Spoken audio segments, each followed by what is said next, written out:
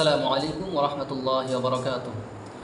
আমরা অনেক সময় সাপ, বিচ্ছু বা ওই ধরনের বিষাক্ত পোকামাকড়ের জ্বালায় আমরা সঠিকভাবে বাড়িতে ঘুমাতে পারি না বা সঠিকভাবে ঘুম আসে না, বা ওই সাপ বিচ্ছুতে আমাদেরকে দংশন করে।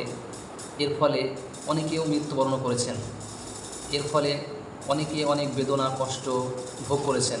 বা সময় এমনও হয় যে আপনি সঠিকভাবে রাত্রে ঘুমালেন, ঘুমের অবস্থায় আপনাকে সাপে দংশন করলো বা বিচ্ছুতে দংশন করলো বা ওই ধরনের বিষাক্ত পোকামাকড়ে আপনাকে দংশন করেছে, তাহলে আপনার কি করণীয়?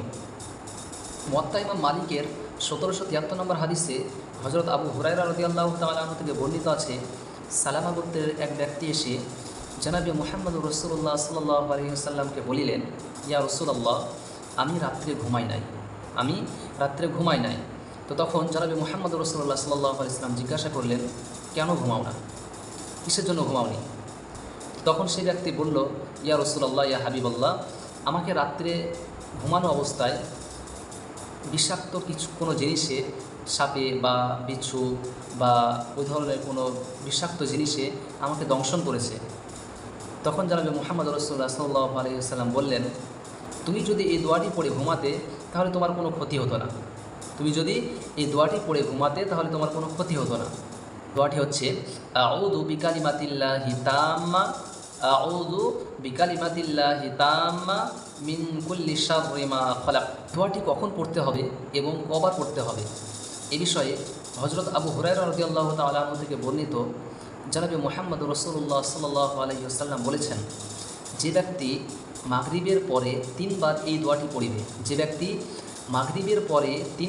দোয়াটি পড়িবে, তাকে যদি রাত্রে কোনো বিষাক্ত সাপ বা বিচ্ছু বা এই ধরনের পোকামাকড়ে তাকে যদি দংশন করে, তাহলে এতে তার কোনো রকমের ক্ষতি হবে না।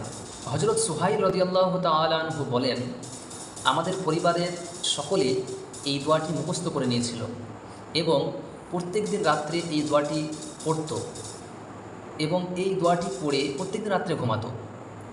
একদিন রাত্রে আমাদের পরিবারের একটি মেয়েকে বিষাক্ত কোনো পোকামাকড়ে বা সাপ, বিচ্ছু এই ধরনের কোনো পোকামাকড়ে মেয়েটিকে দংশন করে।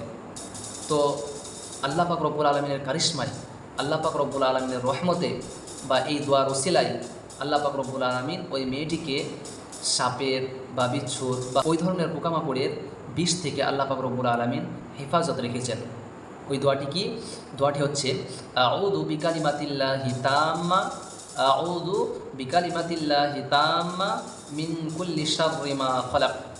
আউযু বিকালিমাতিল্লাহি তাম্মা মিন কুল্লি শাররি মা খালাক। এই দোয়াটিকে আপনারা সকলেই মুখস্থ করে নেবেন এবং প্রত্যেক দিন সন্ধ্যার সময় দোয়াটিকে পাঠ করবেন।